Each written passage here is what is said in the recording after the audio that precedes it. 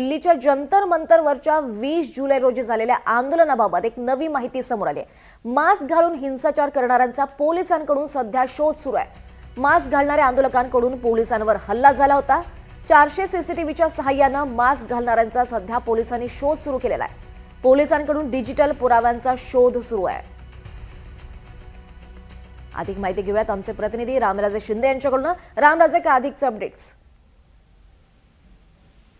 बिलकुल, आता पोलिसांनी हा शोध सुरू केलेला आहे, कारण असे मास्क घालून, मुखवटे घालून हिंसाचार अनेकांनी केलेला आहे। मग ते स्पायडरमॅन असेल, सुपरमॅन असेल, तर असे वेगवेगळे कलाकृतीचे मुखवटे घातलेले आहेत आणि जेणेकरून पोलिसांना ते ओळखू येऊ नये, त्याचबरोबर सीसीटीव्ही मध्ये कॅप्चर होऊ नये, व्हिडिओ रेकॉर्डिंग मध्ये कॅप्चर होऊ नये, यासाठी या समाजकंटकांनी अशा प्रकारची युक्ती लढवली होती। मात्र आता दिल्ली पोलीस 400 सीसीटीव्ही कॅमेरे तपासत आहेत आणि अत्याधुनिक जे मुखवटे आहेत किंवा काही लोकांनी गॉगल सुद्धा घातले होते, तर त्या दृष्टीने त्यांची ओळख पटवली जाते आणि FRSच्या माध्यमातून साधारणतः 3000 समाजकंटकांची आतापर्यंत ओळख पटवलेली आहे। त्यामुळे आता हे उर्वरित जे आहेत ते मुखवटाधारी आहेत, तर त्यांच्या मागे आता पोलीस लागलेले आहेत। निश्चितच रामराजे, धन्यवाद या सविस्तर माहितीसाठी।